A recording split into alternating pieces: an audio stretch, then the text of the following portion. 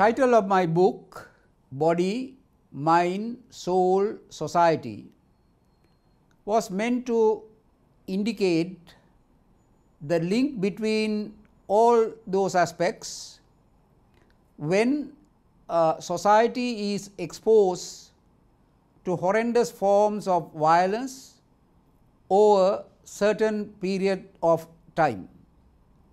The area of violence in terms of the body is easy to understand and to see. It can mean death not only of one individual but large numbers of individuals.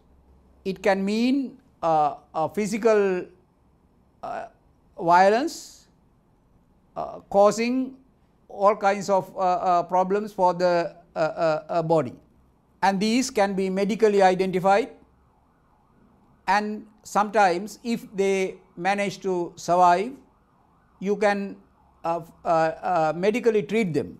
The other aspect that is also not difficult to understand is the suffering in terms of psychological impact. Lot of work has been done on individuals who have gone through periods of such suffering in their societies, looking into impact of things like trauma and other forms of mental disabilities and illnesses. However, violence goes far more than the impact on body and psychology. The cognitive faculties, the mind, get affected by the horrendous violence that can happen in society because it destroyed the normative foundations on which societies are based. Many people who live in societies where violence has gone to that extent cannot often understand what fairness means. What does it mean to be just? In practical terms, they cannot understand what it means to be an independent judge, because violence have the impact of destroying the foundations of the judicial institutions. People cannot often even understand what reasonable function the police can perform, because what they have seen is most unreasonable use of force by the police and the security forces. It is same with the idea of rebels.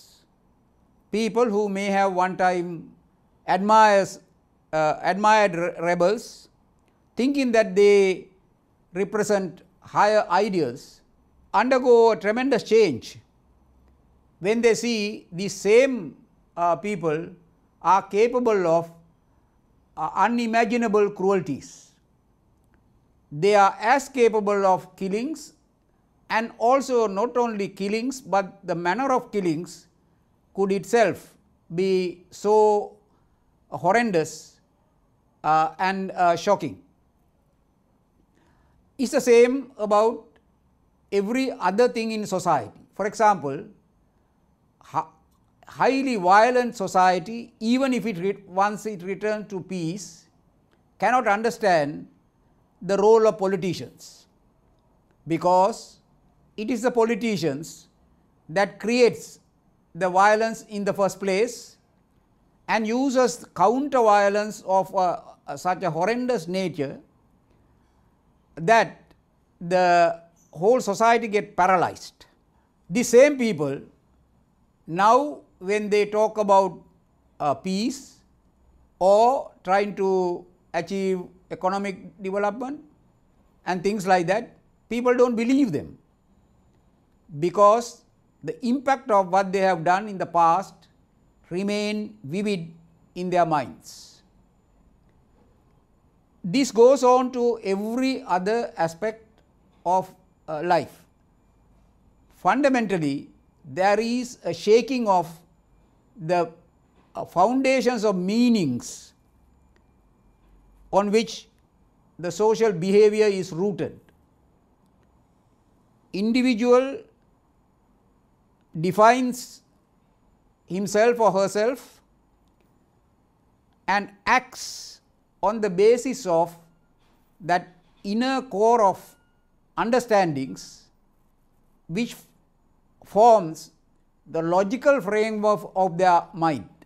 If we put it in a more logical language itself, major premises on which people make deductions are certain fundamental beliefs about the capacity of human beings to behave towards each other in a manner that is tolerable. And when that fundamental major premise gets shaken, the deductions you make also changes. You begin to distrust where in the past you may have had trust. You begin to take precautions about your neighbor, your friend, because nobody could be together when violence comes in. Stories of violence which I have seen myself and heard so much shows how at times the parents are pushed to abandon their infant children and march in order to survive. So therefore, the cognitive aspects of life, when it changes, that's a fundamental change, and that is not easy to recover from. Then I use the word soul more in the manner it has been used in the religious traditions of various sorts. Soul meaning that most inner part of ourselves, the core of us, sometimes called as the heart. Perhaps some of the best expression of this has been given by Rumi, who speaks of the heart in the sense of that most inner being that connects us to others. The rupture of the soul means rupture of connections. External connections are merely an expression of internal connections. When the internal connections break down, then the soul is ruptured, the heart is ruptured. Violence does that to society. Another area that is completely missing almost in the discussions on violence is its impact on society as a whole. The belief that merely by dealing with victims of violence, whether it's survivors of extrajudicial killings, disappearances, rape, murders, torture and ill treatment, and every other kind of violence could be dealt purely by trying to make the reparations for the victim is based on an inadequate understanding of what violence does to the society. By destroying the cognitive framework of thinking, the violence destroys the foundations of public institutions. Institutions which earlier functioned with certain normative framework loses that ground. The ground of being is disturbed. the being of the society get disturbed, sometimes destroyed.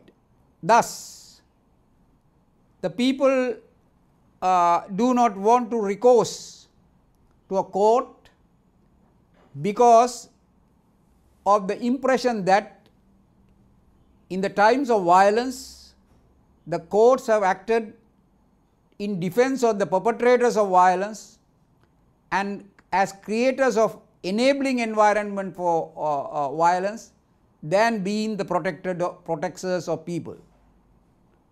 This applies to every aspect of the administration of justice framework, whether it be judges, whether it be prosecutors, whether it be police. All these which people understood earlier playing a rational role even when they control the people, changes into controls that are not for the benefit of the people. The idea that a public institution is not for the benefit of the people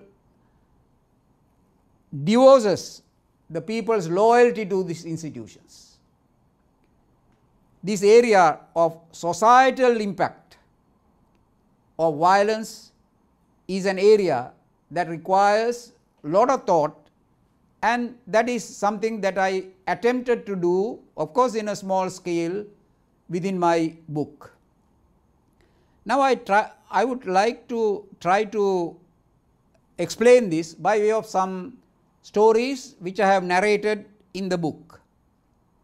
First, my stories are from Sri Lanka. Then I will go also to stories from Cambodia and other places.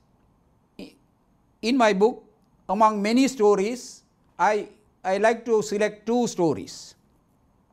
These were stories of what happened to two brothers when unreasonable forms of violence destroyed one of their brothers.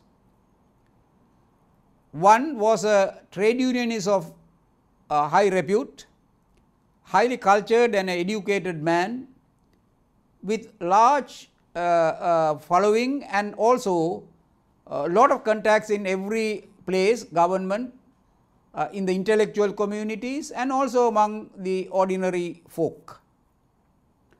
When around 1987 to 1991, there was horrendous violence in the southern part of Sri Lanka, where the majority Sinhalese live. This trade unionist was based in Colombo and working there. He was a very emotional and loving person. He was very fond of one of his younger brothers who was that time working in England. The elder brother, who was the trade unionist, had not seen his younger brother. So one day he wrote to him telling him, "I miss you. We didn't see each other for some time. Why don't you visit this way?" On the invitation of the elder brother, the younger brother visited Colombo and met his elder brother. They spent few days together in Colombo and in their family. Then the older brother suggested, "Now that you are here, why don't you go also and see some of your friends in the village? All Sri Lankans come from one village or the other from where they have emerged from at one time or the other." So the younger brother went to see his friends in his village. On the very first day, he stayed with now a teacher who was his schoolmate one time. And after dinner, they went to sleep. Then at midnight, there was a knock on the door, and there were security people who entered the house and was trying to take this teacher away. Then his friend intervened and said, this man is a teacher, he is not involved in any kind of violence or any kind of insurgent activities. Please leave him, and I can guarantee you that he is a good man. Then the security officer's reply was, oh, are you also there? You also come with us. So both were taken. And thereafter, for 1 day, 2 days, 3 days, nothing was heard about them. Many people in the family and friends, and including the elder brother, made desperate attempts to get some information by going to every possible place, going to police stations, going to high-ranking police officers, going to the Inspector General of Police himself, to politicians who were, many of whom were known to these trade unionists, and also intellectuals of repute, like for example a medical professor who was a close friend of the trade unionists. Nobody could find anything about these two people. A few months went by, and finally the elder brother approached the man who was running the anti-terrorism operation, a deputy minister, at his office, and giving details about his brother's disappearance, he asked whether the minister could intervene to find what has happened. The minister told this elder brother, well, you come in few days' time, I will try to see what I can do. In few days' time, he went to meet the deputy minister, and the deputy minister's simple reply was, you better not look for your brother anymore. Trade unionists, of course, knowing the circumstances of what was happening, understood that message. Within a very short time, the family and the friends of this trade unionist saw that he was getting rapidly thinner and he was suffering from some illness. So they took him to every possible person, including the medical professor, he was his friend, and also to others who psychological and other people, but none of them could identify what the illness was. Even samples from his body parts were sent to some universities in abroad with the intervention of the medical professor to find out whether that's something that cannot be identified in Sri Lanka could may be identified elsewhere. Reply from everyone was that they could not identify any specific illness. As the time was going on, he was becoming ever more completely changed person, and the medical professor had finally to tell the family that medical science cannot identify what has gone wrong with this person. So he advised, maybe you do something else. Of course, he was referring to something spiritual or something outside the medicine. But within a short time, he died, and leaving the memory of some mysterious illness that nobody could identify. In fact, it is possible to see that what has happened was something deeper than what medicine or psychology can explain. Horrendous forms of violence and irrationality with which it is done shakes the foundations of the heart, foundation of the soul. The meanings on which a person defines his humanity is shaken. And when that is shaken, then the people lose the capacity to hold on to life. There is a separation of the body and the mind, body and the heart, and death can take place in that way. The other story is similar, and this time it is not from the hands of the security forces, but from the hands of the rebels. There was a well-known lawyer doing quite well in close to Colombo.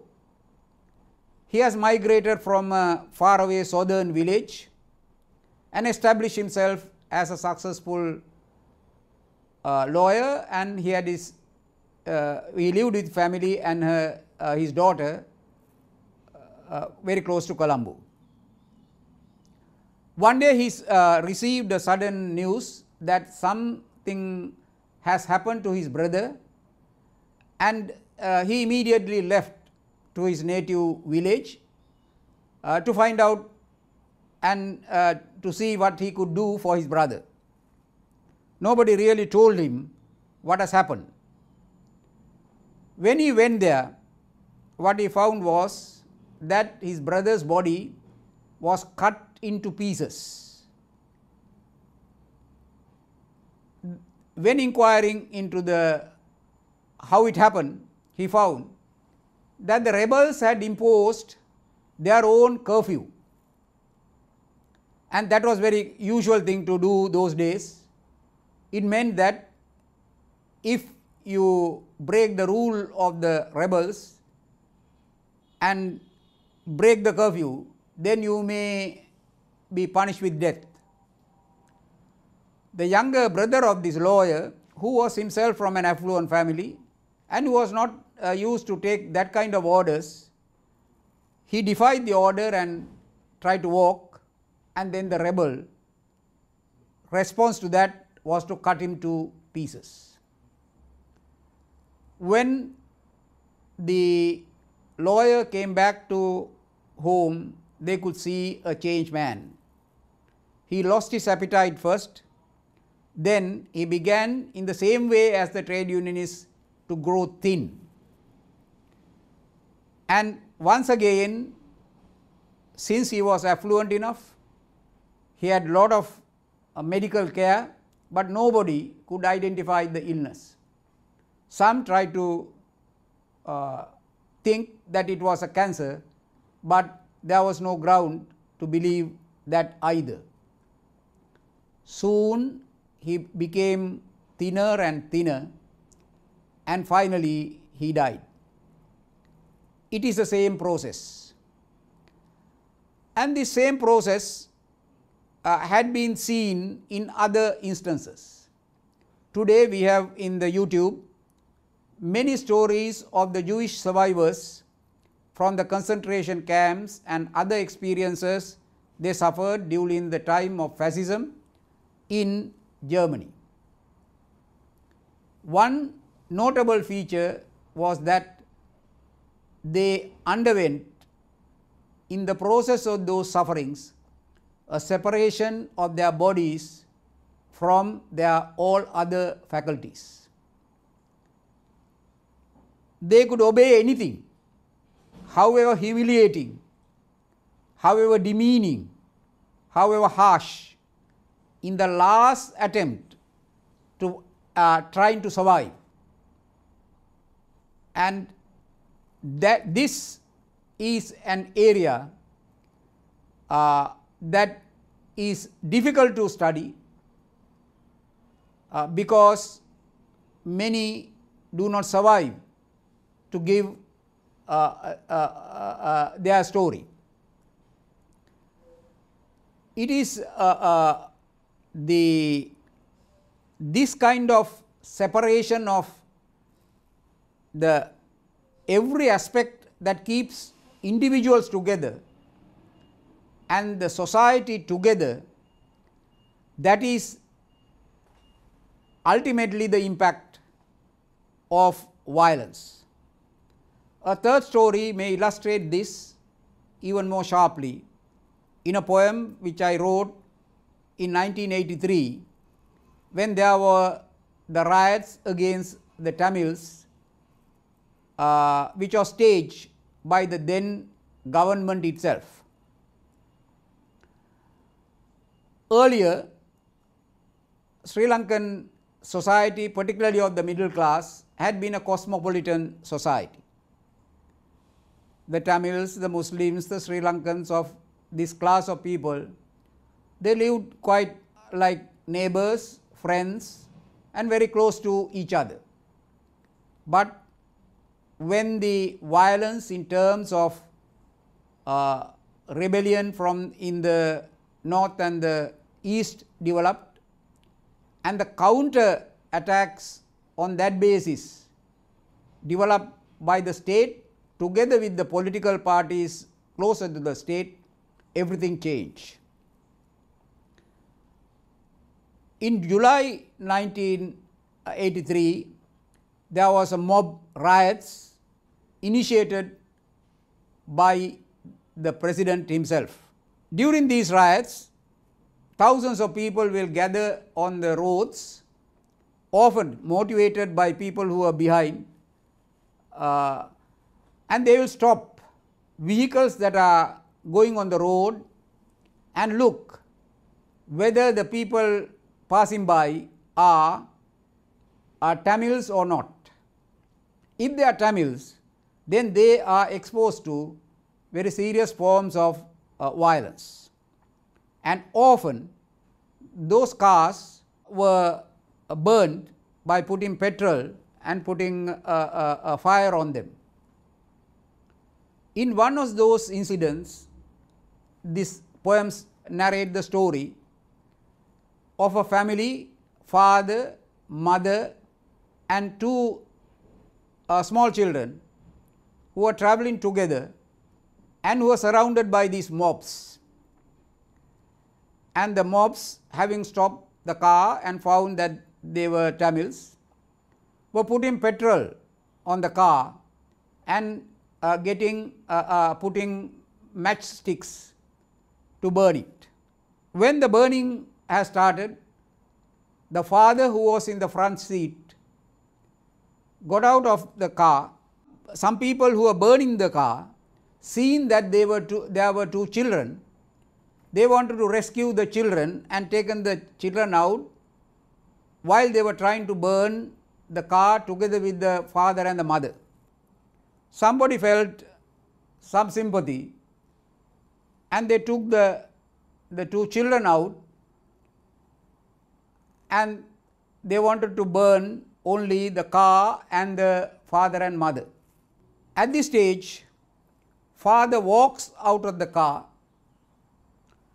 takes the two children and walk back to the car, sit down in his seat, close the door, and with that the entire family is perished. What made that father to have that reaction? Many people have discussed this poem with me, and one professor of philosophy who is now living in Australia, who liked this poem very much, he told me what the poem says is, I do not want my children to live in your world. On this world of violence, where relationships have broken and it has come to this point of killing each other, that is not where I want my children to live. It would be a help for my children in the future to see their own father and mother were burned in front of them. So he took this decision in the spur of the moment. The spontaneity of this action shows the inner impulsion of the person to say enough is enough.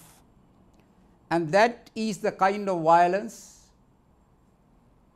that began to prevail within Sri Lanka, and we have seen that also in other countries.